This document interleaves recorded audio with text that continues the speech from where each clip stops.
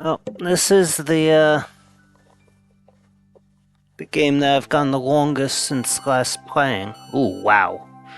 Longer than I thought. It's been almost 3 weeks.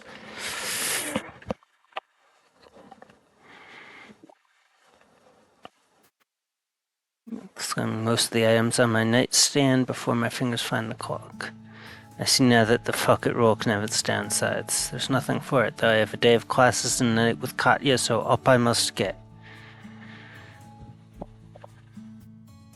Squinting can barely make out my room through the throbbing headache and the overwhelming morning sun. Damn it, Fran, I wonder how they're doing this morning. Doubtless better than me. They must have a stomach for liquor, I just don't. Oh, yeah.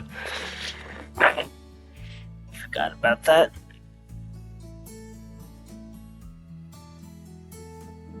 Hmm.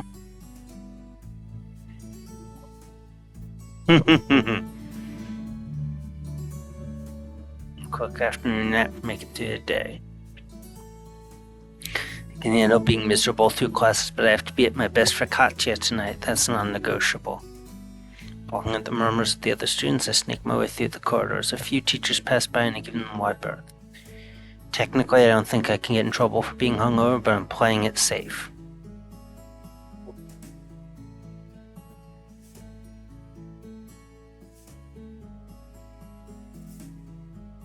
So I'll close my eyes while I can. Oh, well. Sorry, what was that? I need to speak up, pretty boy. Go away. I'm afraid I can't do that, Eric. You see, my desk is right behind yours. Wakey wakey, sunshine. Don't even. The sun is evil. Whoa there. What did you get up to last night? Bitten by a vampire? Poisoned by one, more like. I see.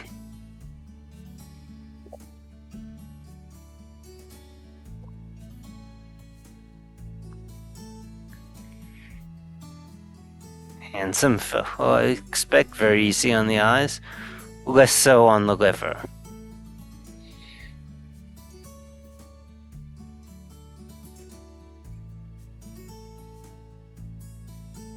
Nobody's perfect.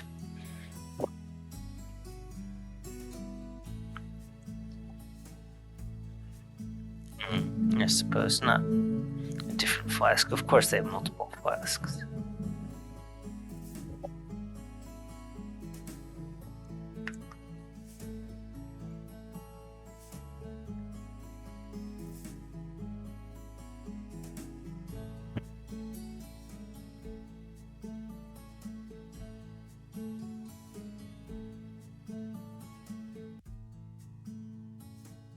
Lunch and combination. Sure, with my late night, I wasn't quite awake through most of geography. I remember some fun facts about the Coriolis effect and weather patterns across the Atlantic. Also, toads do not flush the other way in Australia. Good to know. Hmm.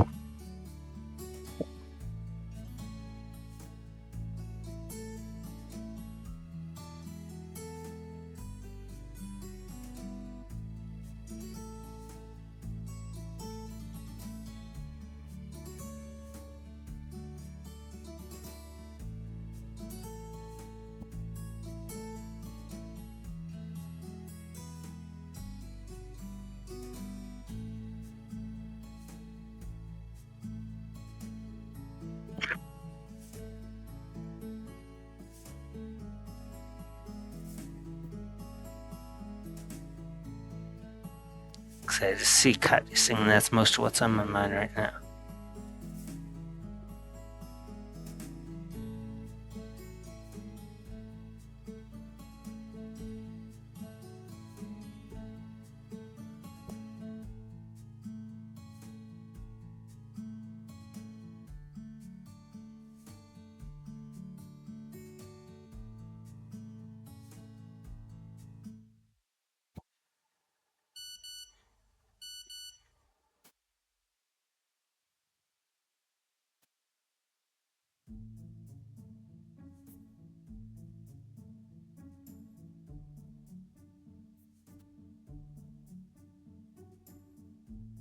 For a couple hours.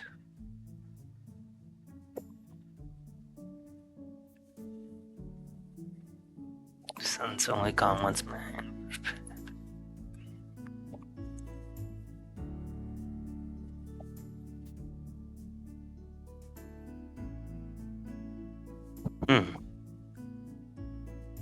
It's just tighter than I'd like, but I can make it work. At least the trousers are fine.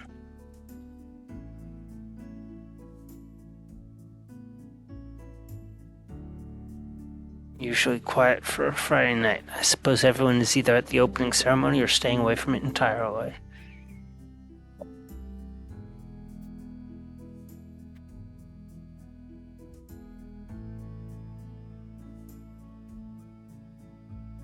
It's common, Katja said, for students to come late or leave early. Better just she should trust her, but it's easier said than done.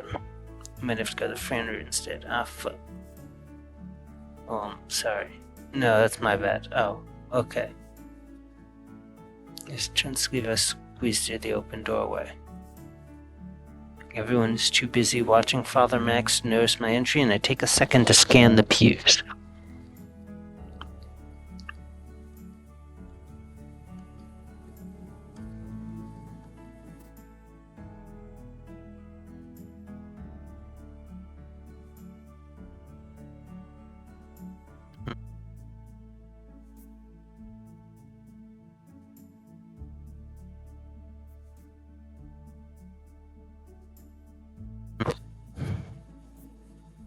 Yep. Good then that I've got Katja as my date this weekend, just what the preacher ordered for my own health. It's also a comfort to knowing that everyone I meet is going through something or another. I don't know if I'll ever be comfortable airing my issues out for just anyone to see, but I'm more at ease now that I have that common ground with my classmates. There's less judgment to fear, that's a big thing. I can be myself and I don't need to be terrified that I'll be thought less of for it. I don't think I would have had the patience for Katja if I'd met her a year ago. It's a bit shitty, but it's true.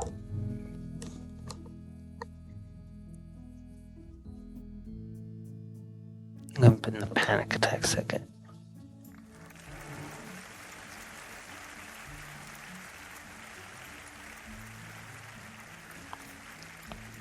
To my expectations, they're all still in school uniform. I can easily spot Katja near the front of the line. Pressure must be a lot after all the effort she's put into it. I'm feeling nervous secondhand, even with all the time I've spent watching her practice.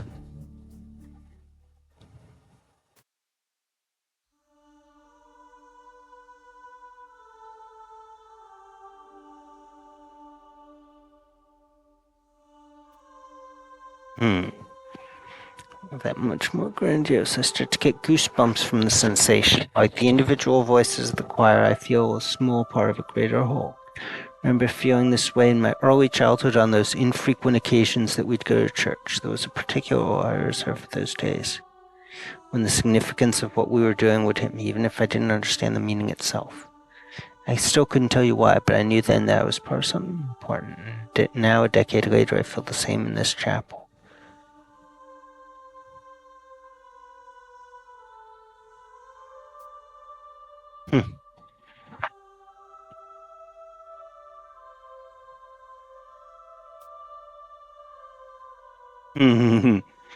Yeah, I'm sure that would be me.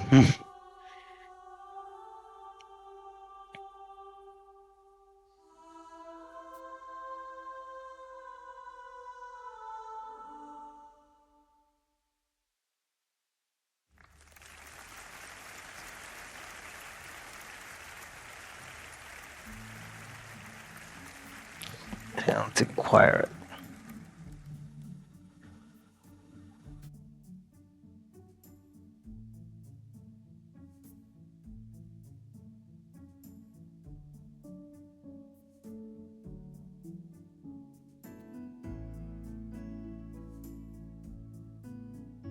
Realizing that she hasn't said anything about parents or siblings in the time we spent together so far. This whole while I've thought of Katja as just Katja, but I assume she has her own loved ones, just like I do. If she's not made any mention of them, maybe they're too far away to be involved here. That describes most of the student population. Still, I make a mental note to try and bring it up at some point. If this first date isn't to be our last, it's important to talk about these things. Most of the chapel is emptied out by now, and the choir members are among the last to leave. I get up and head in their direction. It looks like Katja is still talking to one or two of them, so I hover nearby at a respectful distance. Again, I'm struck by her authoritative presence. The other choir members obviously look up to her, even the taller ones. She doesn't look older than anyone else necessarily. She just looks more mature and in control. Something that strikes me as ironic. In the nicest of ways, I can't help but think of how this is only a superficial impression of Katja. It's not that Katja isn't really mature or whatever. She is, but there's so much more to her than that, and I notice despite only having hints of those deeper layers, I'm not in visual novel form today, apparently.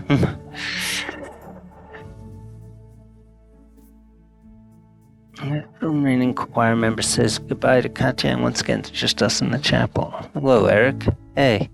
Take a moment to try and gauge Katja's mood. I'm sure I've gotten better at it since our first meeting, but it's still hard to get a read on her. She doesn't seem as cold as she's been in the past, but she's not quite bubbly either. I'll have to accept my limited knowledge for now. You want to walk to the cafeteria together? Certainly.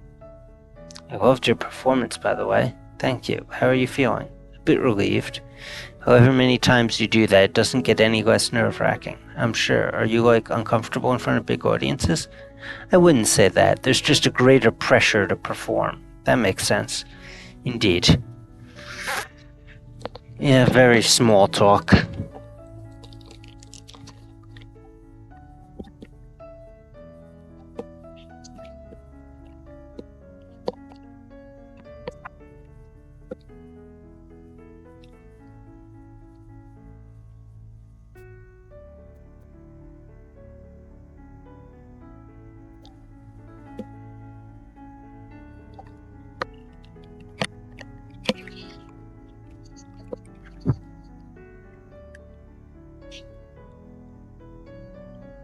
Thank you. Now, it might be my imagination, but Katja doesn't seem as pleased with this conversation as I'd hoped. She's only flashed the thinnest of smiles so far. I'm getting worried. Maybe it's just the lingering pressure. Oh, also, I was surprised to see you in school uniform still. Thought maybe you'd dress up for the weekend. I might yet, but not for the opening choir performance. Father Max thought it was important that we appear homogeneous, so we all stayed in uniform. The Sunday show will likely be more colorful, however. Ah, that makes sense. I'm sorry to have disappointed you. What? No, I didn't mean that. You look great either way. I'll take your word for it. Okay, this is definitely heading in the wrong direction. Yet again, we're at the stage of conversation where I'm pulling teeth, only this time I know something has to be on Katja's mind to be causing this. I don't know if I should try to address it, or if it's better to act normal and hope it goes away. I decided to try the latter first. So, sounds like you collaborated with Father Max a lot for tonight? Obeyed is more accurate. He prepares his sermons long in advance. He's instructed us to sing that song to match. I feel pleased with myself for guessing as much during the ceremony. I was wondering about that. The song reminded me of what he said during his sermon about community. The part that I caught, at least. You caught enough. The rest was the same. I'm surprised you caught any of it at all, honestly. What? I didn't think the ceremony would be worth your time, but I told you I wanted to see you perform. Why would I back out of that? She just shrugs, looking straight down at the path we're walking on. Plan A doesn't seem to be working. I'll have to be more direct. Hey, Katja? Yes? Is something wrong? Why would something be wrong? Her response comes too quick, and her expression remains stolid despite the question. Well, you don't seem happy. It's not for naught that I'm at St. Dymphna's, Eric. I mean right now, not in general. Well, right now I'm feeling a tad tired from all the practice and performance. Perhaps that's making itself known. It's obvious she's playing the same game she played before, and to start off our weekend together, no less. It's frustrating and insulting. I've put no small amount of thought and effort into today, and it's not fair of her to treat me like this. It leaves me wondering, did you even want to go out with me this weekend? That stops Katja in her tracks. I stop walking and look at her, but she doesn't respond at first. Then after several painful seconds, she looks back. I had the same question for you. Are you being serious? Very. I'm the one who asked you out, remember? Yes. But was it out of sincere interest or mere obligation? What? Why would I have felt obliged to ask you out? It's the only explanation. I've ruled out sincere interest, so it must be obligation. It's just like last time. Katja set up a story in her own head and expects me to know it. Instead, I have to probe like a fool to figure out what she thinks is going on. Okay, tell me why you ruled out sincere interest. That makes Katja laugh. It isn't a happy laugh by any stretch. It's bitter and derisive. Because, Eric, you're a reasonable person. Why would you subject yourself to someone who does this? Okay, fair enough. It would take superhuman patience. It's not worth it.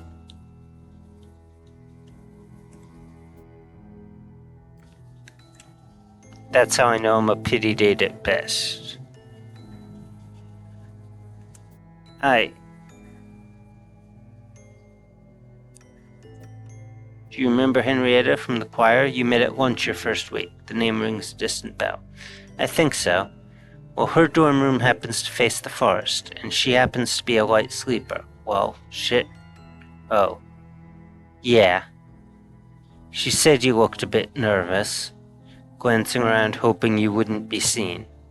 Believe me, Katja, it's not like that. Fran, really? Just listen to me. I suppose I can see the appeal, juvenile though they often are. We were just talking. It's a real appeal, after all. No facade nor cover for a less tolerable gore. So really, I do see the appeal. I can tell you the truth if... There's nothing more to say, Eric. I've never heard Katja raise her voice like this. It's a bit terrifying when I freeze up in response. Nothing at all. I've been a waste of your time since you arrived, Eric. I know you know that. A waste of my time since I arrived? This is it. This is the narrative. It's the big picture anyway. Katja doesn't think she's worth anyone's time, and she acts on it by self-fulfilling the prophecy. I need to take a stand. Actually, Katja, I don't. I don't think... You don't have to lie to me. I know what... No, you don't. I paused for another interruption I was sure it would come. But it doesn't. This is my end. I'm going to tell you what I did last night. You can take my word for it or Henrietta's. It's your choice, okay? She doesn't say anything, which is close enough to an acknowledgement for me. I went for a walk because I was excited and anxious about today, and I couldn't sleep. I ran into Fran in the forest. They shared their flask with me and helped me talk out my anxieties. Fran gave me advice for my date with you. I was nervous when we said goodbye because I knew that if you only got a partial idea of what we were doing, this would happen, and it did. I spent a lot of today getting ready for our date. I was really looking forward to it, despite my apprehension. I've gotten myself worked up now. All of this needs to be said, though. But still, here we are. So fuck me for trying, right? I've left Katja at a loss for words. This isn't me saying I'm done with you, by the way, just so we're clear on that. This is me doing my best to get this conversation back to somewhere that makes sense. Okay. Katja's tears streaming slowly down her face at this point. Having said my piece, I'm not sure what to do. Would you like to sit down somewhere? Hi. I need to go. Now? I'm sorry. I'm sorry for ruining the night. I just need some time. I'm sorry. Good night, Eric. She leaves before I can respond. I don't bother calling after her. It wouldn't change anything. I just watch helpless as she disappears around the green, head hung with the weight of everything she just said. God damn it. What do I do now? What can I do at all? Resignedly, I trudge back to my room. What a waste of a Friday night.